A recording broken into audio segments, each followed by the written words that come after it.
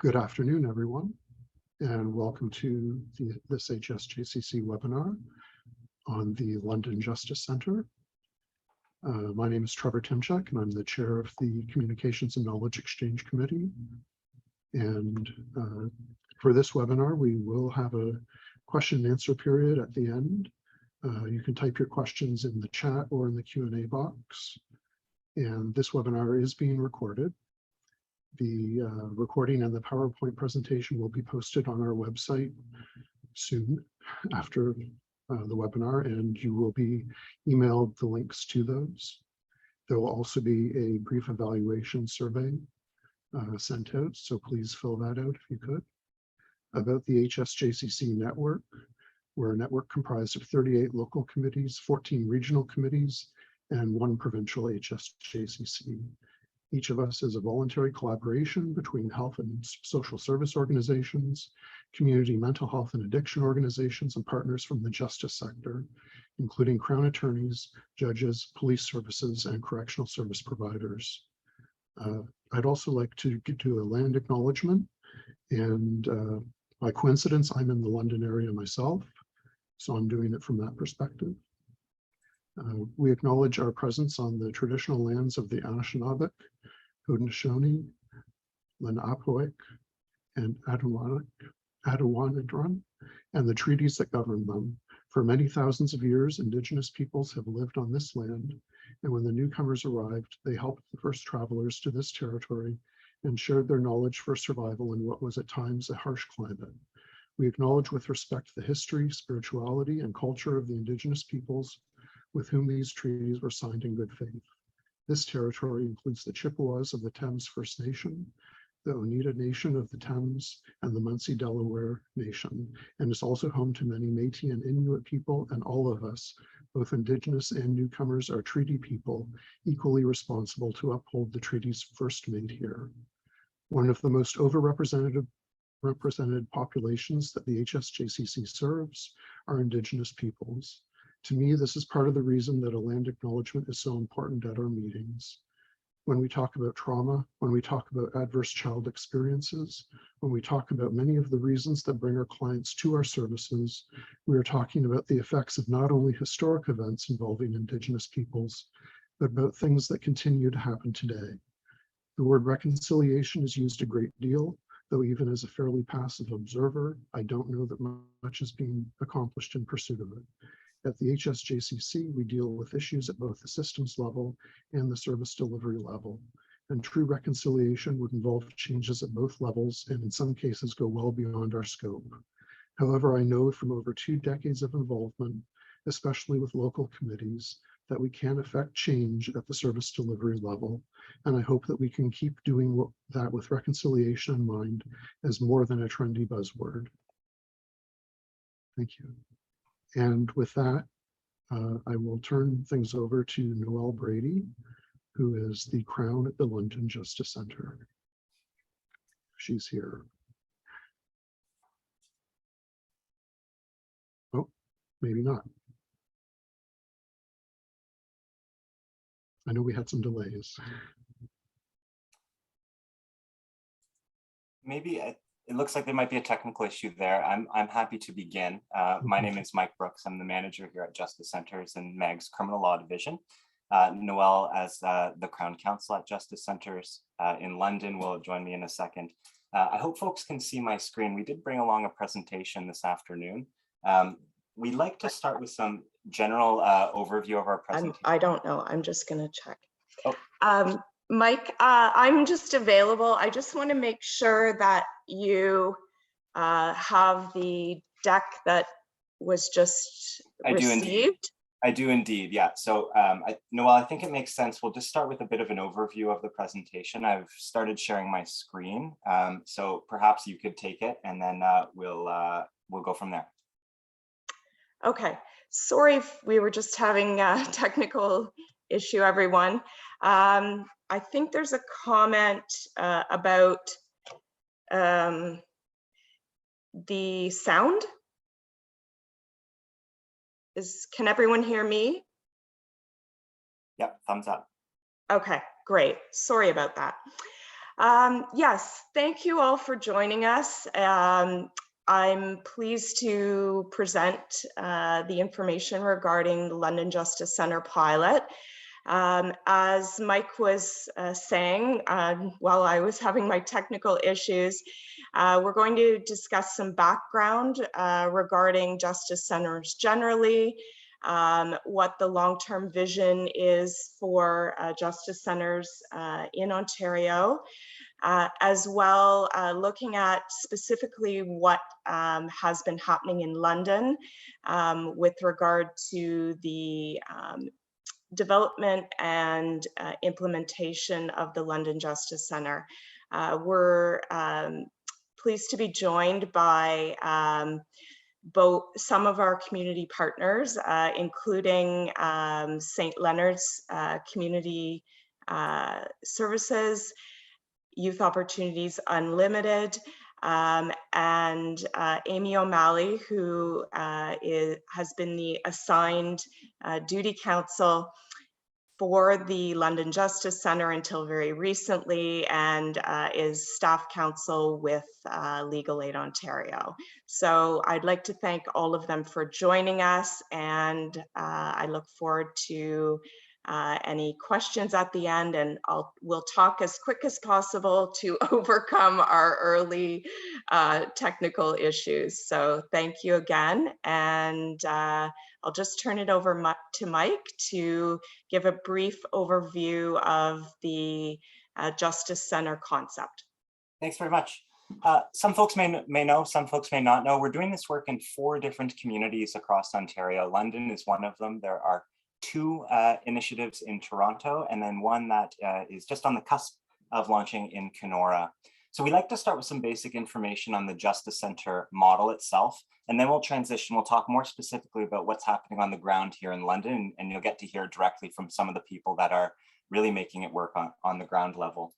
We like to talk about the Justice Centre model as a combination of 2 basic ingredients.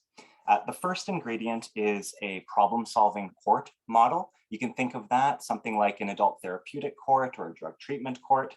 And that second ingredient, well, that's a bit of a community hub model. So that co-locates really critical services from across sector. You can think of education services, employment services, housing navigation, the list goes on, all under one roof. We are sticklers. We like to make the point that this is not a new program. This is indeed a new court model. You'll hear in a moment from Noel, it does involve a judge and all of those processes, but this is doing justice in a bit of a different way and really highlighting how we can make access to justice for those folks that can really benefit, really at the center point here. Each of the justice centers in Ontario has a unique focus. You'll hear our focus in London is centered on young adults, but in our Toronto and Kenora sites, we have different focus populations and different mechanisms for supporting those too. So we won't go into those today. If you're part of this webinar series, you'll hear about those in detail in the coming weeks. But today we're focused on the London pilot. The Justice Centre model is not a new model as well. Indeed, we've learned from many jurisdictions right across the globe on what is working. And really at the center of the model is looking at how we can support offenders, victims, families, and communities as a whole. It is, from our side of the fence here at the Ministry of the Attorney General, a whole of government approach. And you'll hear throughout our presentation today about some innovative partnerships and work that we're doing with other ministries inside of the provincial government that are really making this go. Ministry of Education, the Solicitor General's Office, etc. And as well, I'd like to highlight or mark for you, you'll hear about how Justice Centres is complementary to the existing court system and is not intended to replace any of those mechanisms we also know are working quite well. So again, this is meant to be complementary. And finally, you'll hear us use this word of pilot initiative here in London, and that's the stage that we're at with our work. What I've got up on the screen now is a bit of a longer term vision for justice centres in Ontario. And indeed, this is not where we are today, but this is always the place that we're going, the path that we're walking down. And I'll just highlight a couple of elements here of our long-term vision. The first is you'll see on the grass in front of the house, there are 3 different populations that are envisioned to be served by the Justice Center. So on the far left, we've got individuals who have been charged by the police. In the center, we've got community members that have no interaction whatsoever with the criminal justice system, but maybe needing some help. And then on the right-hand side, we've got folks who may have come into contact with the police, but they haven't been formally charged with a criminal offense. And so under one roof, we want to arrange both a justice team, and that includes victim services, probation and parole, etc., alongside under the same premise as our service team. And you'll hear from some of those folks that are already doing some work. So again, we like to keep this in view because this is always what we're striving toward. We're trying out different elements of the Justice Center model, but we always want to have that long-term vision. So that's what this is. And as I mentioned, we're starting with pilots, and particularly for the London Justice Center, we began this planning work a number of years ago, pre-COVID-19 pandemic. And of course, with the onset of the pandemic in early 2020, there was a lot of adaptation work that had to happen. We're lucky enough to always be joined by a steering committee. I'll talk about that in a moment. But through those partnerships, we were really able to change some of the elements of our Justice Center model to make sure they still worked in the context of COVID, and we were able to keep doing what we wanted to do. Of course, you'll hear there's still an emphasis on virtual proceedings, but that doesn't mean we're not serving people in person. I think that's a critical nuance here. I'll talk very briefly, and then Noelle, I'll turn it over to you for the specifics on our Justice Center model, but I want to stay just for a moment, if I could, in the planning phase here. And as I say, we could not have done this work alone. We did not do this work alone. Quite early on, in fact, in November of 2019, we were lucky enough to form a Justice Center steering committee. It was multi-sectoral. It involved community partners. It involved justice partners. It involved Defense and Duty Council. And it was chaired by a judicial officer as well. We were lucky to have that. That work was based on the London Justice Center Community Needs Assessment, which was conducted in 2017. And that was a deep dive into some of the issues that the young adult population were facing, particularly as they crossed over in some instances into the criminal justice system. So we had a sense of what some of those thorny, crunchy issues were that the steering committee had to take a really hard look at. From the steering committee work, we had some really, really strong pieces of feedback. And that first and foremost was build on what is working in community. There are so many partners that are doing such incredible things with this young adult population. We didn't want to reinvent the wheel, so to speak. We wanted to see how we could bridge the gap. Often there's a bit of a disconnect between the justice system and, if I can say, the social service system or the youth opportunities sort of domain.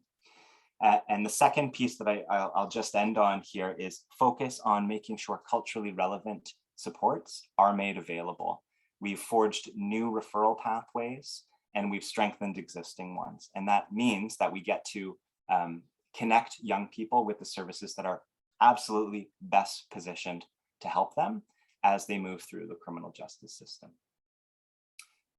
So Noelle, if I can impose on you, I'll handle the slides here and you can just let me know when to shift them over, but perhaps over to you to walk us through some of the specifics of how we're actually doing the work.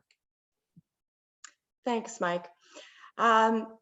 Arising from the needs assessment as well as the London working group, we determined that the focus population in London would be young adults between the ages of 18 to 24.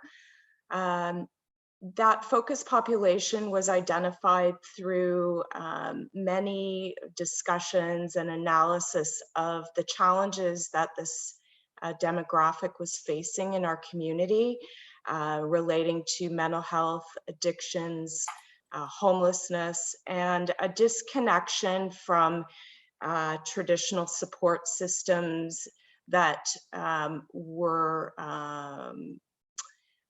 protective mechanisms from criminal involvement. So a disconnection from school, work, or any type of training to further future goals. The idea behind the London Justice Centre focuses to provide services to this young adult population who are potentially transitioning from the youth system into the adult, where consequences may be greater, and services may need to be bridged to support them through the early years of adulthood.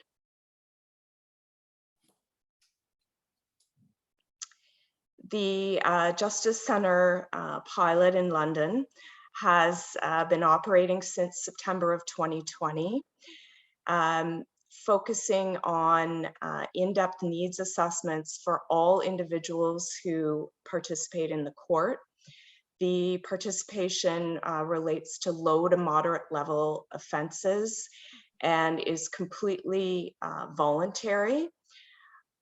But once in the court, the goal is not only to connect people quickly to the court, but also to have their matter progress through the court process in an expedited way, with an intense focus on what their underlying needs are. We are very pleased to see the early results that demonstrate virtually everyone who completes an intake needs assessment, and there have been many, are getting connected to the specific tailored services they require. And they're doing so in a much shorter time frame, and they're progressing through to disposition of their court proceeding also in significantly less time than they may in the traditional system. There are a group of individuals for perhaps more serious offenses or higher needs individuals who are able to proceed with a guilty plea at the Justice Centre. However, they will ultimately end up case managed simultaneously through probation and our Justice Centre case management team. The range of participation within the different program streams includes not only diversion, but also guilty plea. And for those who elect to have a trial, they're still able to receive services while proceeding through the case management steps to set their trial date at the London courthouse. We're not currently doing trials in the pilot phase, but the idea is to not preclude participation by virtue of someone's election to proceed to trial. I'll turn the microphone over to Erica Schweitzer from St. Leonard's, who will discuss their partnership with the London Justice Centre. And actually, I'll go first. Oh, Noel. okay. Sorry, Michael. No worries. I will just talk a little bit about St. Leonard's and who we are for those that may not know us, and then Erica will absolutely take over. So St. Leonard's Community Services in London, we've been operating for a bit over 53 years now. We started in 1969, and at the time we were a residential center for men that were transitioning out of prison back into the community, and they needed a bit of extra support. So those were the early days of what are commonly known as halfway houses. Since that time, we've grown quite a bit, and we offer a variety of services to our community. So we still operate 4 residential centers, both assisting individuals that are making the transition from prison back to the community, but also helping individuals that may be experiencing mental health challenges or that are involved in the forensic mental health system. In addition to our residential centers, we have a whole range of community-based programs that we offer. Some are for individuals with developmental or intellectual challenges. We have supportive housing programs. We're a housing first provider with the City of London, dealing with our population that's experiencing homelessness.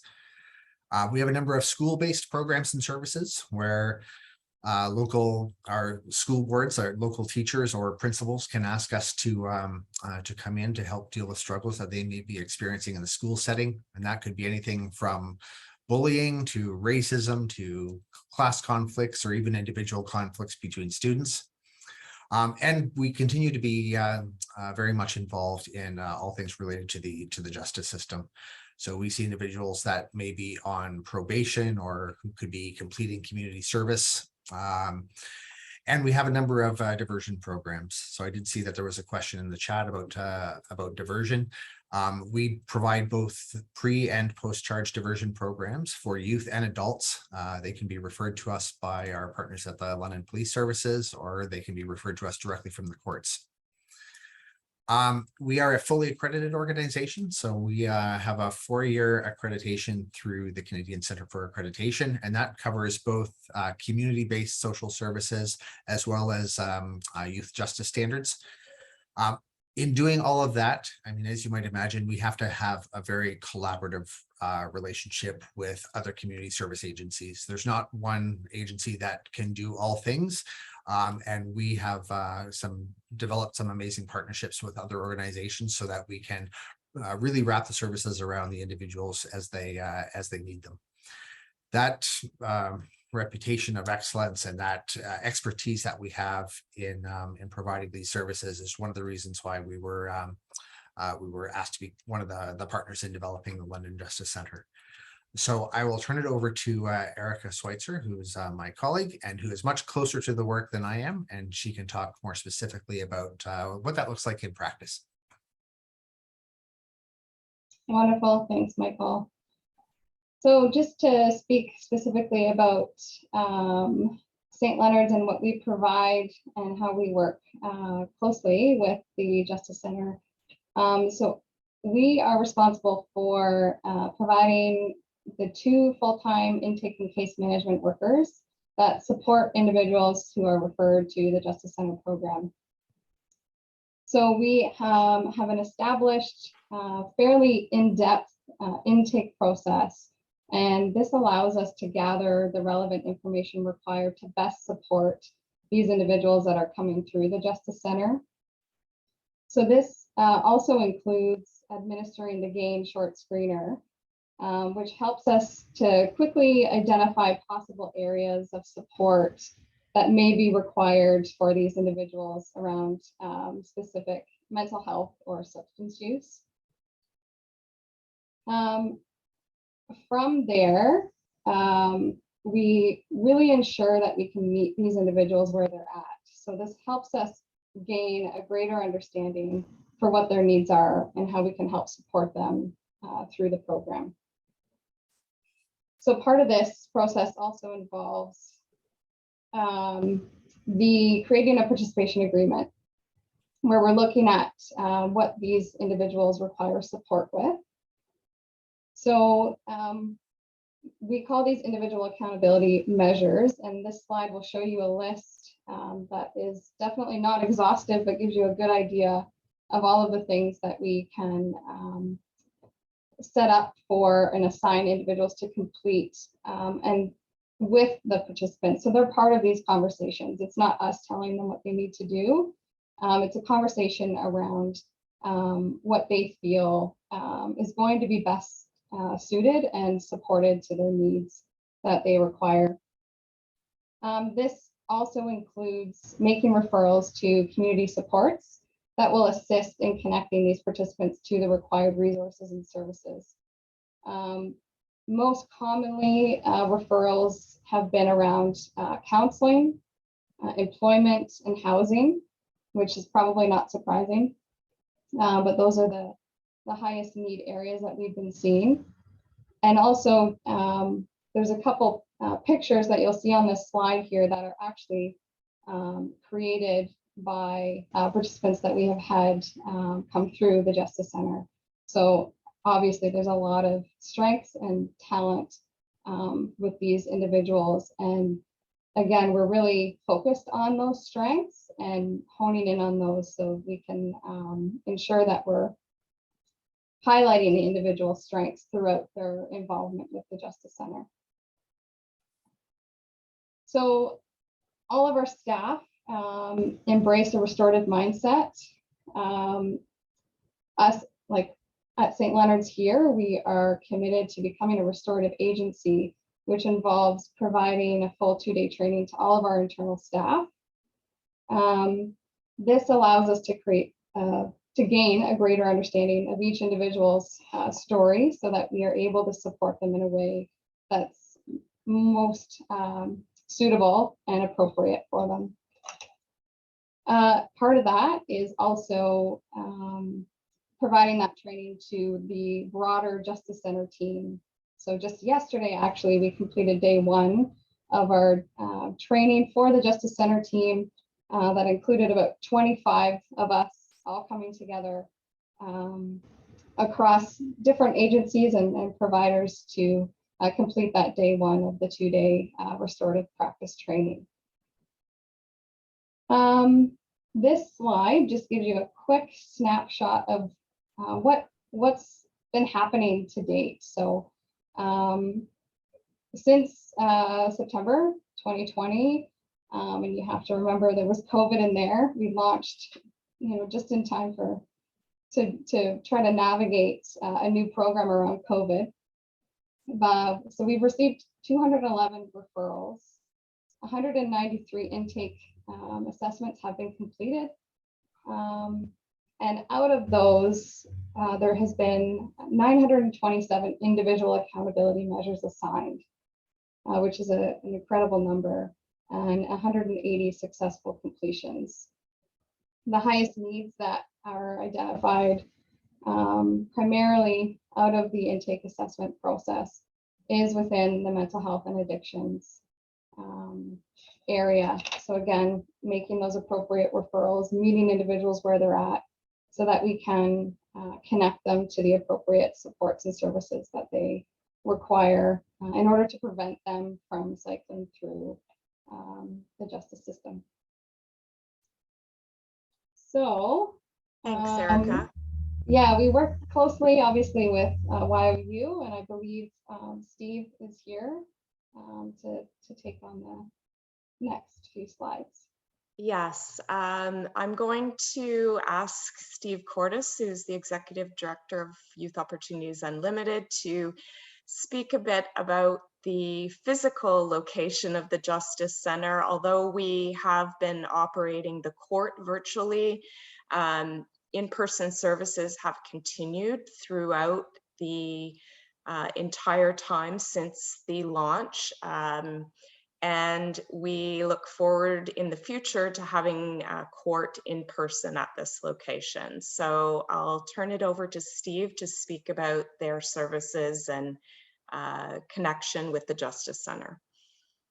Great, thanks so much, Noelle, and everybody out there. A couple of things that are relevant about YOU's history that kind of helped land us in our involvement in the Justice Center now. One is that the organization started in 1982 and actually was physically located in a hub.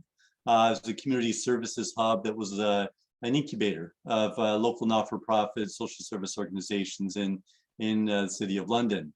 So being part of a hub has always been vital to our success as an organization, and being able to be part of a Justice Center hub actually is an extension of what we've always done for the past 40 years.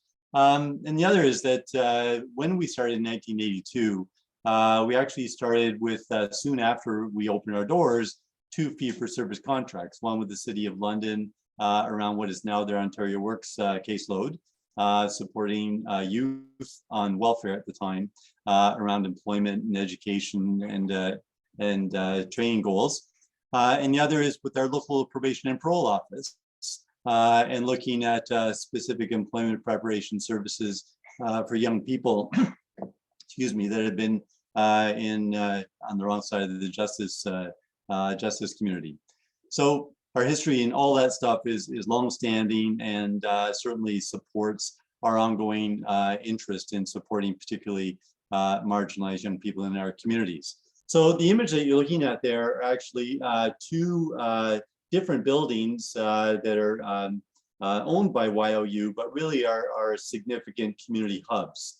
So the one on the bottom right, sorry, bottom left, we'll start with there. That's actually at 333 Richmond, which is in London's original downtown facade, Richmond and York, so directly across from our VIA station.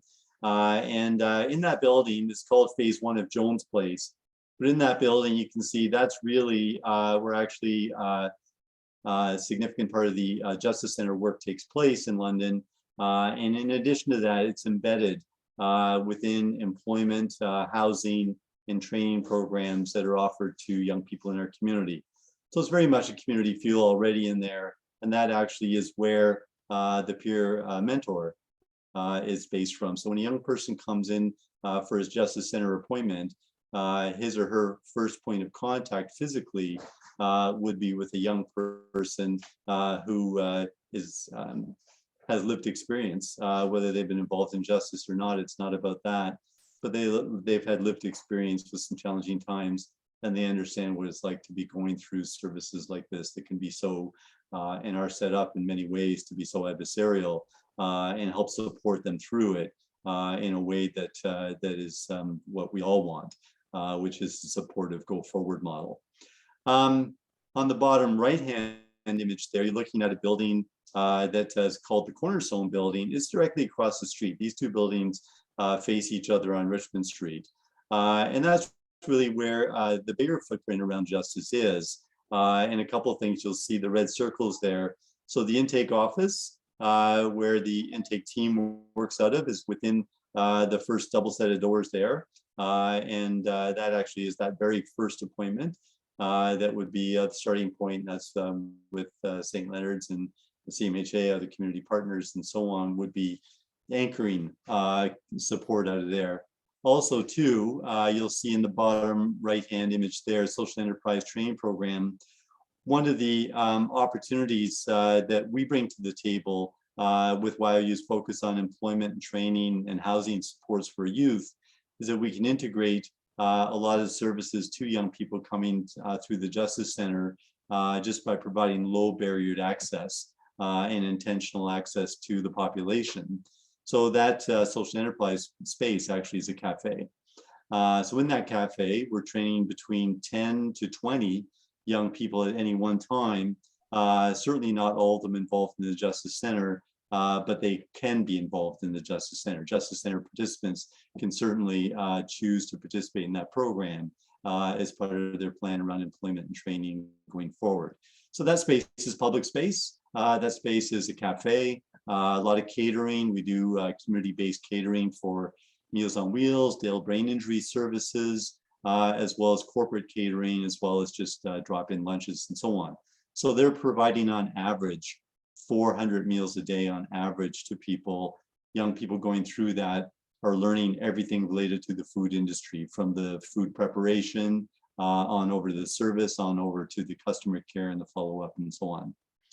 So the idea of all of this is to create a low barriered and comfortable environment for youth, no matter what they're there to access. On the top of that building is the Justice Center courtroom that actually is a large meeting room, significant meeting room, but again, a very welcoming space, lots of glass, a lot of open space, and intended to be a low barrier, low triggered space for young people who are engaged in programming. In this case, it's Justice Center.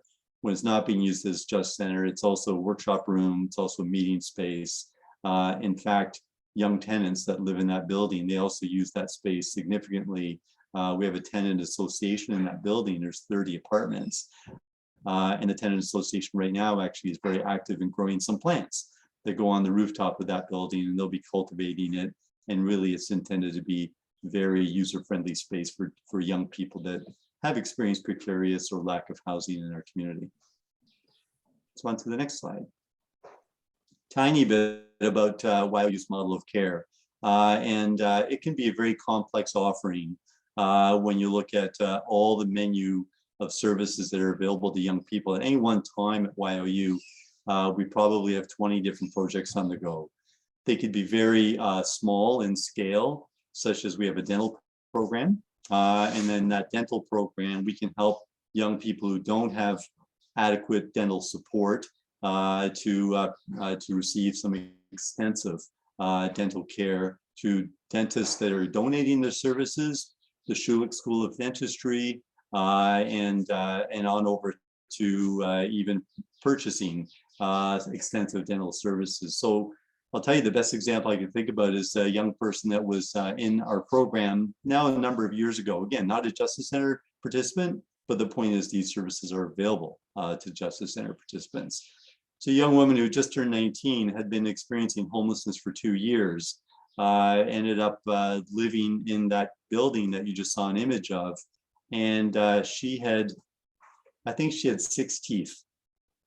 And so she did not interact with people. She was in a fairly significant ongoing state of pain. And that led to mental health issues, that led to additional substance abuse issues and so on. And because of the dental program, along with a number of other supports, of course, I think we all understand these are complex issues, but the dental program was a big part of that. She was able to get, I think it was $30,000 worth of restorative care. And well, public's access can remove teeth, they don't replace them. So she now has a full smile. She shares that full smile. It's an amazing story, and it's an example of a very small program that has a high impact. So that's one of the models that you would see in that bubble, along with that employment programs or social enterprise programs. The building that you're looking at also has, because it is a hub, also has 2 high schools in there, 2 high school programs in there. Thames Valley District School Board runs 2 alternative education centers within that building. In non-COVID times, that means about 300 students will call the Cornerstone their high school. There's also 3 evening classes in there that are part of what goes on through our partnerships with Children's Aid Society. So lots and lots of bubbles. Our job is to make sure always as a service provider, youth are at the center of all that. And these bubbles representing the up to 20 different programs are presented and made available to young people as we get to know them and what they're looking for. On to the next one. So we talked a bit about this. I won't spend so much time on each slide, but we've talked about the Cornerstone building. That was on the first slide about YOU, where the Justice Center is. There's 30 apartments in that building. There's a youth center in there that will serve 40 to 60 young people a day. It's very focused on housing supports. We're a housing first provider, meaning that if young people come in our door, we used to historically offer a lot of drop-in services, far more structured programs all around helping young people take care of their most basic needs, always with the idea that we're moving them towards housing. So we have a significant footprint around housing programs, a mobile housing team, a few housing services that we deliver directly, and so on. So it gives a good sense of that. You know, the next one.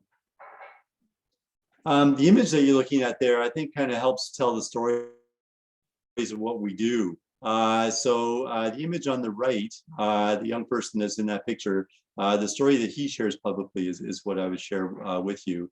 And that is that he accessed YOU when he moved from a small town outside London into London a few years ago, actually in the very first months of the pandemic. He's experiencing some significant challenges in his community. He was the caregiver for his mom. He had been the caregiver for his mom since he was a teenager. His grandmother, worried about his own health, encouraged him to move into London. He could not participate in community-based in-person programming because of some anxiety and challenges that he faced. So he chose to participate virtually, even though some services were available in person, even during COVID, for this young person. This young person did a virtual interview at Home Depot, ended up being hired when Home Depot was doing the curbside pickup programming. He had a couple of promotions at Home Depot. We helped him get those glasses that he's looking at. He was actually looking through. He was borrowing grandma's glasses taped together to go through interviews. And again, all those bubbles healthcare on a number of fronts is a big part of those bubbles. So we're able to get them glasses, get them in our social enterprise programs, get them placed at Home Depot, and also get them housed. All that representing those bubbles around the person. The two young people you're looking at there, it was their first day of school, actually. They are now both Red Seal chefs. That's the inside of that social enterprise program. And both of them have been mutual mentors to other young people. One of them is still employed with us as a cook and a youth mentor, and the other is a Red Seal chef working in the industry. Now we're ready. So enough about social enterprises. You know a lot about that, but a big part of what we do when you look at that picture with all the people there is engaging community in our vision. Again, that incubator or that hub model is a physical hub, but it's more than a physical hub too. For us, we believe that we can engage community in services, whether it's directly through us or indirectly, just by being more engaged community members, by ensuring young people have an opportunity to tell their story, and also by ensuring community have an opportunity to participate in services in a multitude of ways.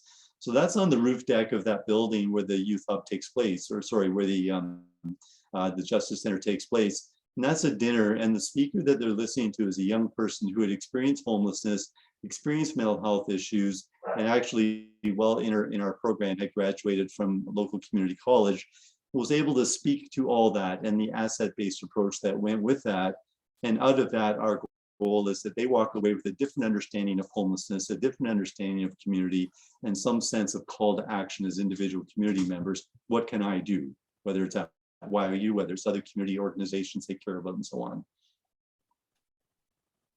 So a couple last slides, a couple just other images that we have, projects we have on the go. 340 Richmond is a specific project that we're doing with our local Children's Aid Society. So there's 6 apartments in there. 3 of them are set aside for young people that are aging out of care of Children's Aid Society who are between 16 to 18 years old.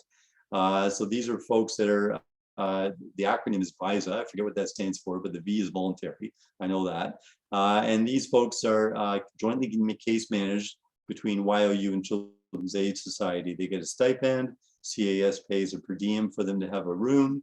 And YOU and CAS together ensure that they're engaged in school, education, and employment, similar to what we're doing on the Youth Justice Center side, but in this case, more specifically, young people aging out of the care of Children's Aid Society. The other image that you're looking at on the bottom right is a Housing First Youth Shelter. We opened it up during COVID. It opened up in August of 2020. It speaks to, if you build the right facility, young people will come. And if you create the right culture, they'll flourish. So prior to the youth shelter opening, the local shelter that had 30 youth beds was and is located in the downtown, so physically very accessible, but was getting on average between 4 to 7 of their 30 beds occupied per night. This shelter is in the 7 kilometers from the downtown, the east end of the city. Within the first night, 18 residents or participants, and within 2 weeks it was full, and full is 30 beds, and it's been full since then. It provides support to about 300 different people a year, and of those 300 different people a year, about 70 obtain housing, which is very non-traditional for a shelter. It's low barrier, each person gets their own room, they're welcome to bring pets. So it's pet friendly, it's low barriered, and it also follows the Housing First model. So the drive is to not only provide shelter, but get people housed. Steve, I think we're only about 30 seconds on this slide, so I'm sorry to push you along. Yeah, a no bit, worries. but, we do want to highlight this, and then we'll go back to Noel if we could. Well, thanks, Mike. So this is all known as Jones Place, and this is I guess the next iteration on a youth hub. So there'll be 39 apartments in there. They're targeted to young families. So there'll be a lot of apartments set aside for single and dual parent families. In addition to that, there'll be 2 floors, so about 18,000 square feet of hub space that will involve our local hospital, CMHA, Thames Valley District School Board, a multitude of community providers, and it'll be funded through the province of Ontario in part through their Youth Wellness Hubs Ontario initiative. That's all I got. Thank you. Great. Thank you, Steve. I'm going to ask Amy O'Malley if she could just speak to her involvement in the Justice Center Court and how participants are viewing the experience as opposed to the traditional court model. So what is really amazing about the Justice Center is about the fact that we are inside this YOU hub. As I'm sure a lot of you know or can imagine, getting clients from the marginalized community to connect to court through the pandemic, when you have to have technology, you have to have a proper internet connection to be able to connect to Zoom, has been very difficult. And one of the things that has just been phenomenal with the Justice Center is not only do we have the tech booth, but we're actually able, or I say to individuals, look, not only can we help you connect to court, but we can give you a time slot and we can perhaps arrange for lunch to be provided for you. Our case management team is able to get some necessities for them as well. So we've had individuals that have no phones, no devices to connect. And the first time they've showed up, they've been able to get a cell phone or a laptop so that they can communicate and connect with us, with the case management team, with the other service providers. It's quite amazing.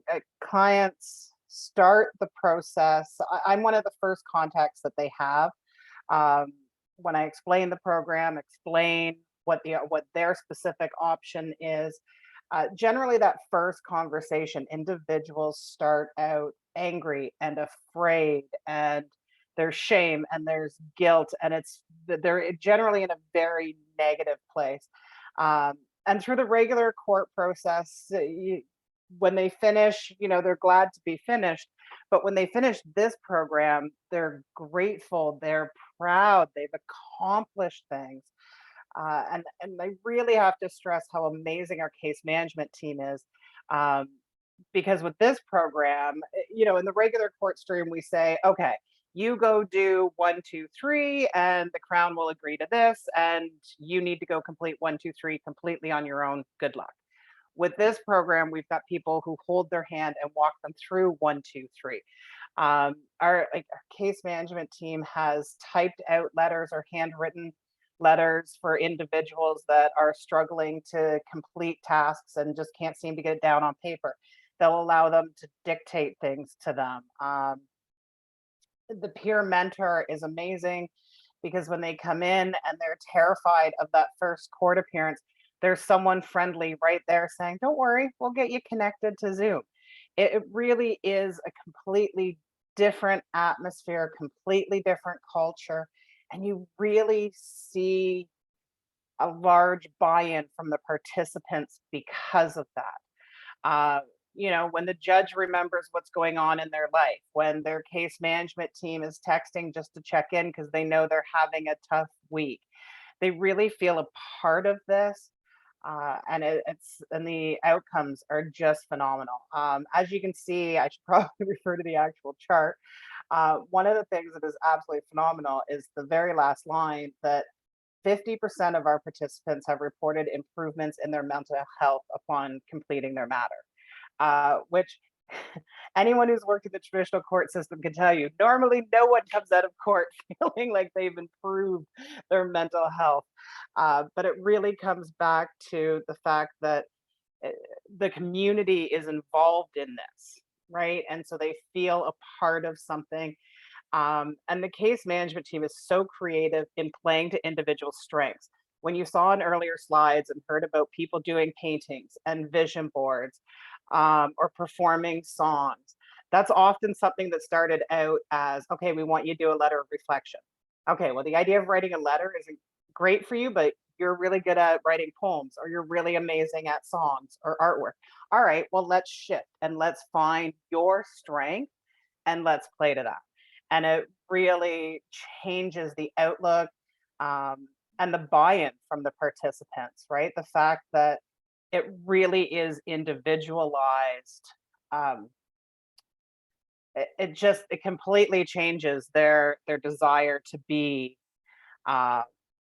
involved in this. Thank you, Is there Amy. another slide I'm supposed to touch on? We're just going to move to the next slide, just mindful of time. Thank you. I won't go into this slide in detail, but this is essentially the participant journey through the London Justice Centre. And as Amy and all of the previous speakers have highlighted, really, we try to tailor the interventions to the needs of the individual, and the results demonstrate that we're hitting the mark when it comes to what the participants need. And the vast majority are successfully completing. From an objective standpoint, they're reporting significant improvements in mental health, employment, and other domains. From a subjective standpoint, they feel the process is fair. There is access to justice in a meaningful way. And I note from some of the questions in the chat about connection to services for non-justice involved people. I think it's worth highlighting that once someone is done in the court process, they're not necessarily cut off from accessing services. Many of the services that our partners have outlined for you are accessible to people who are not justice involved. We work in a collaborative way to try to receive referrals. If there's an individual who may have received a charge and they end up at the YOU shelter, I may receive an email asking if I'll look at their file, or just that level of communication and collaboration really is the magic of what we're doing across all of our partners in London at the Justice Centre. And to Amy's point about buy-in from participants at the Justice Centre, we truly do have people who don't want their court matter to be completed because they are so pleased with how things have gone, how supported they feel. And we make it clear, as does the court, when people are finalizing their matter in court, that they can reach out to anyone they've made connections with through the Justice Centre when they're experiencing a challenge in the future or they need guidance. They making the connections and helping people navigate the system, not only while they're in court, but as a future protective mechanism, is really an important component of not only the pilot, but any future expansion that we're envisioning. I think we can go to the next slide. I think that's it, Noelle. Okay, great. I'm not certain in 2 minutes if there's any questions, but I'll turn it over to the moderator. Well, there is one question. We have the needs assessment for the various justice centers. Are they online? I can take that one. So no, they're not online. And I also want to highlight each of them are unique and different. Of course, you heard us talk at the top of the presentation that each justice center focuses on a different population. So by that, we've learned through our working groups and steering committees that we ought to tailor those needs assessments and intakes to those populations. Now, having said that, when you heard Erica speak, she mentioned the GAIN short screener. That's an element of our intake, and that part is available online, publicly available for folks to take a look at if they'd like. And then just in the last few seconds that we have, there was one other question that someone asked about if this is coming to other areas. Oh. I know that these are referred to as pilots, So I suppose there's some hope there. Yeah, you know what? It's probably one of the most common questions we get. If only we had a crystal ball. If our job is to give our best advice. We obviously believe in this model, but we don't have any clear direction on any expansion to the other communities right now. We're really focused on those four: London, Toronto, and Kenora as well. Right. Great. Well, yeah, we are unfortunately out of time, but for those of you presenting who didn't see, you got loads and loads of compliments in the chat box on the various services that you're offering.